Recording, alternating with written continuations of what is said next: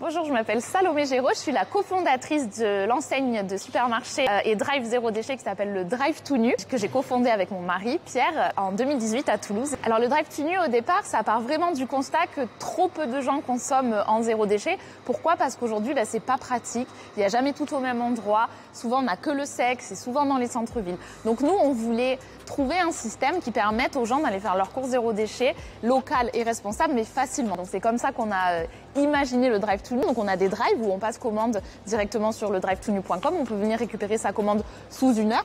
On a le Super Tout Nu ici, qui est un supermarché du coup à la Beige. Et là, c'est vraiment, faut imaginer le supermarché du futur. Donc on rentre et tous les produits sont dans des contenants réutilisables. Il n'y a pas de plastique, il n'y a pas d'emballage. Le marketing, voilà, c'est le produit directement. Et puis il y a aussi la livraison à domicile pour les gens qui ne sont pas en périurbain, qui habitent en centre-ville. Ils ont la possibilité de se faire livrer les courses zéro déchet directement à la maison. Nous, on les fait pas payer ces contenants. C'est un système de consigne inversé. Donc on donne les contenants à nos clients et s'ils nous les rapportent, il y a un système qui fait que 10 centimes se créditent par contenant rapporté, puis ça fait des bons d'achat dans le magasin.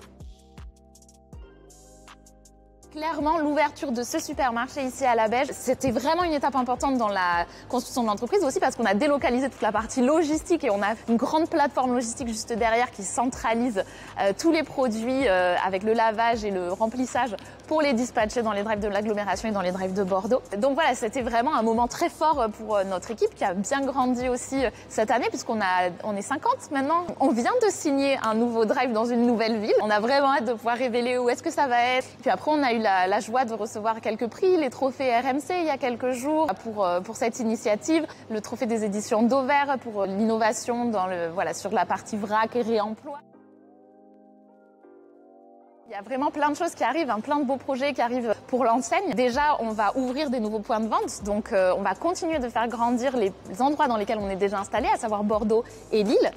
On va aussi ouvrir de nouvelles agglomérations, en Bretagne, dans la Grappe Rhône-Alpes. Paris aussi nous est beaucoup demandé, donc on y travaille, même si c'est une logistique un peu différente parce que c'est très très grosse agglo.